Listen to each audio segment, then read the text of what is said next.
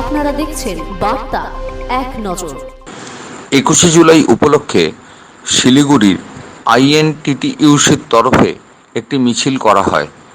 সোমবার আইএনটিটিইউসির কার্যালয় থেকে এই মিছিল শুরু হয়ে সেন্ট্রাল ব্যাংক মোড় হয়ে আবার আইএনটিটিইউসির কার্যালয়ে এসে শেষ হয়। এদিনের মিছিলে উপস্থিত ছিলেন জেলা আইএনটিটিইউসির সভাপতি নির্জল দে, টাউন ব্লক 2-র সভাপতি সুজয় সরকার সহ অন্যান্য নেতা-নেত্রীরা।